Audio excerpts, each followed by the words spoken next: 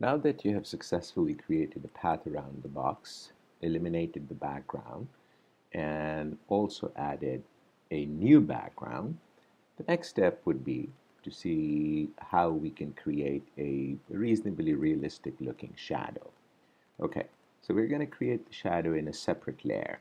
Now the shadow cannot be above the box layer or beneath the base layer. It needs to be in between the two layers.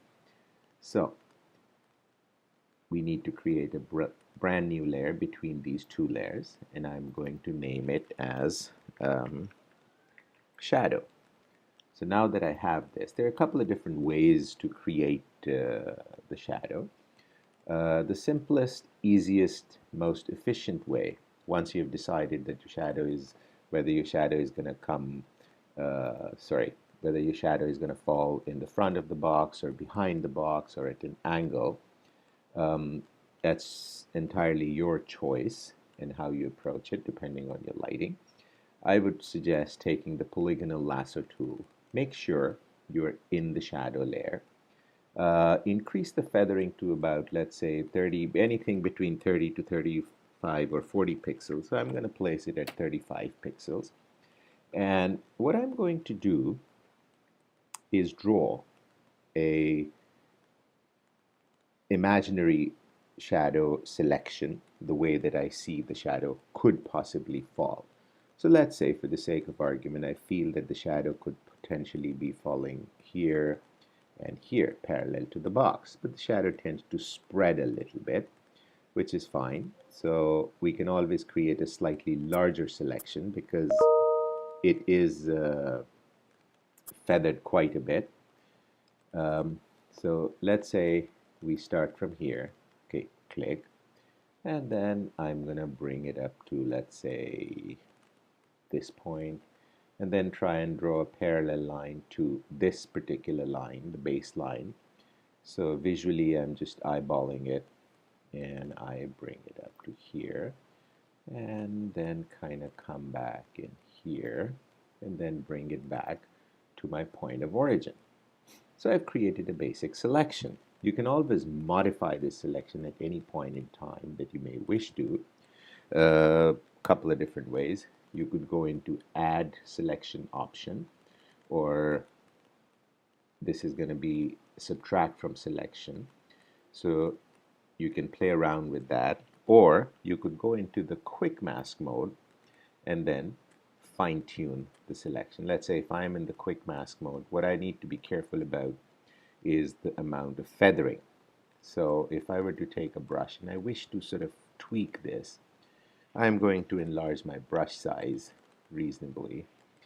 Um, yeah, somewhere in here, and actually reduce my opacity to, let's say, 35%. Uh-oh, I need to plug in 35. There we go, because I want to just straighten this out. Okay, I'm going to leave everything else alone. So it's a nice soft shadow. So I click and drag it. Click in one space and then get to the next point and then click in here. So let's say that I'm happy with it. I get out of the quick mask mode, so thus my selection has modified slightly. Now that I have created the selection of my choosing, I go into my gradient tool and click on, notice where I'm suggesting to click, right on the gradient. So you click in here and your gradient palette opens up. Ideally, what you're really looking for is a black to transparent. If you don't see a black to transparent gradient, you can always make that gradient. Notice this strip of color from black or gray to a dark gray to a light gray, because this was the last selection I'd used for my background. So I'm going to come in here in my first stopper, and I'm actually going to choose a pure black.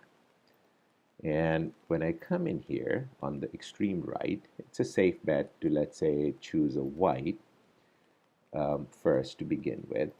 And this little slider at the top, notice the moment I choose, while I was here, the opacity is grayed out, but the moment I choose this, the opacity becomes available, and I am going to reduce the opacity to 0%. So now this is by default a transparent layer. So once I am happy with this, I can always sort of add it to my gradient library by, you can give it a name. Let's say I call it black to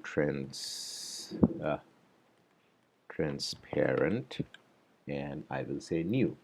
So what I've done is I've added this particular gradient to my library, so it will be available to me in the future as well. Then I hit OK, and by default that's the gradient that becomes available. Once again, the thing to pay attention to is what direction do you pull the gradient in, and where do you begin and where do you end. So I'm just going to demonstrate, making sure you're in the shadow layer. If I were to sort of come down straight, notice how the shadow kind of leans a little away, and there's darkness, more darkness on this left-hand side as compared to the right. I'm going to undo that, and I'm going to pull it this way. Doesn't look right, so I will see how this, now still the right is not correct, so you may have to fudge it around a few times until you get it correctly. So now I think I have it reasonably. So if I were to just hide my selection and I see, does the shadow look okay? I could make it a little longer, extend it out a wee bit more, and perhaps a little darker at the base. So I'll undo it and start over here and actually pull the gradient out a little more. So didn't do it right. No. Fun time. Not quite. A little more angled. That's better. So I now deselect it. Now that the shadow is there, and if it appears too dark to me, I can always modify my opacity levels to reduce it. At the same time, it's a good idea, as a matter of practice, that when you're creating these shadows tend to show the base, to change the blend mode of this particular layer from normal to multiply, and then tweak the shadow any which way that you may wish to.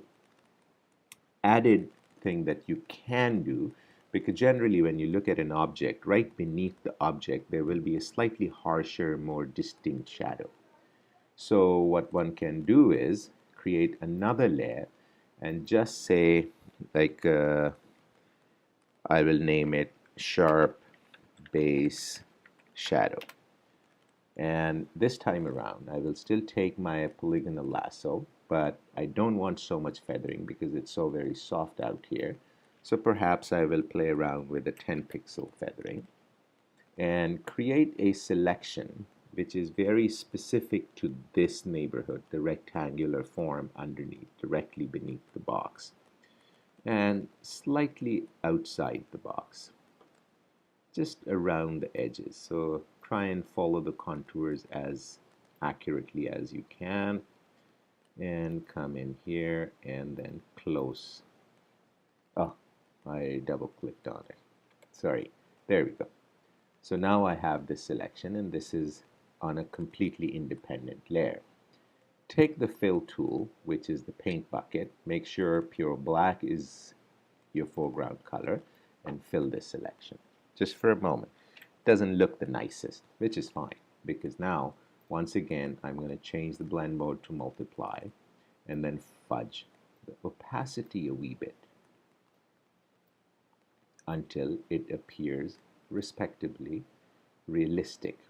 That doesn't look so bad. And once I'm done with this, I would then strongly suggest that you save the file as a PSD file, and please give it a name, your name, so that it is recognizable as to where this file is coming from. Hope this is of some help. Enjoy!